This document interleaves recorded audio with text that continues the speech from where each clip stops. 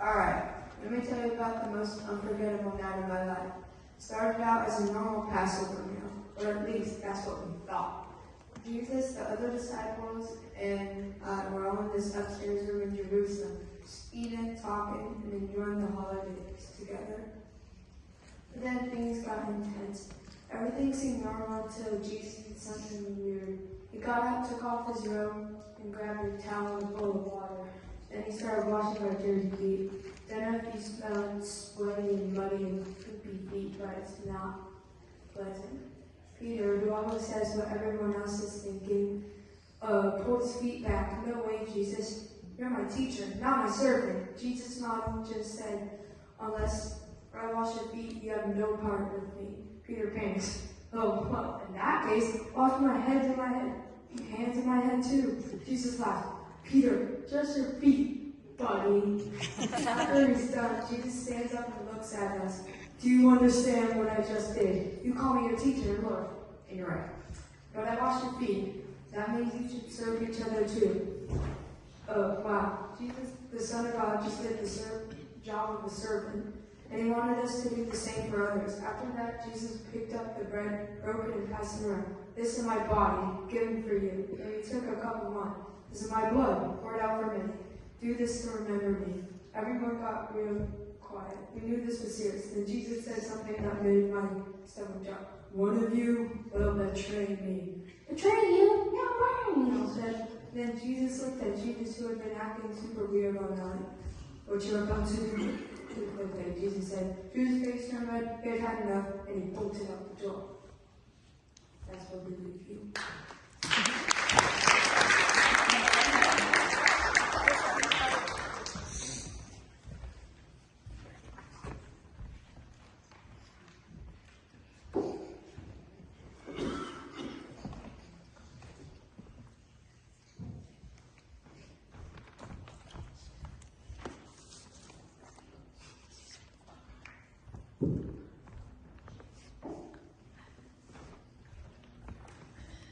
I'll never forget that night. After dinner, Jesus led us to a quiet garden called Gethsemane, a place where we would pray alone. But this time, something felt different. Jesus was acting serious, more serious than I'd ever seen him. He told most of the disciples to stay behind, but he took me, John, and Peter a little farther into the garden. He looked really sad and said, my soul is overwhelmed with sadness. Stay here and watch with me. I need to talk to my Father. We tried our best to stay awake, but we were so tired.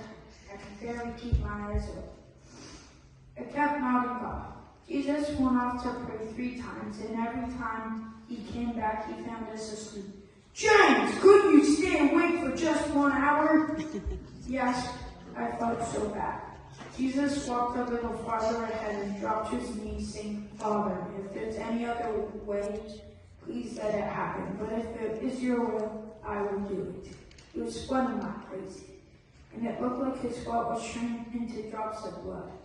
I felt terrible for falling asleep. I rubbed my eyes. I tried to stay awake and promised myself I wouldn't do it again. Get what? I fell asleep again 3 times. Finally, the last time, woke us up. Something was different about him. He wasn't sad anymore. He looked ready.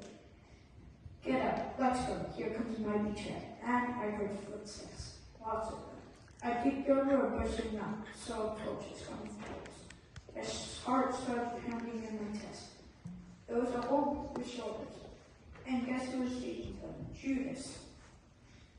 Judas walked straight up to Jesus and kissed him on the cheek. I couldn't believe it. That was the sign he was the one they were looking for. Jesus said, Judas, you're betraying the Son of Man with a kiss. Before I could even understand what was happening, the soldiers grabbed Jesus, and Peter pulled out his sword and sliced off the guy's ear. But Jesus wasn't happy about it. Peter, put that sword away, he said. Then he did something amazing. He picked up a guy's ear and healed him.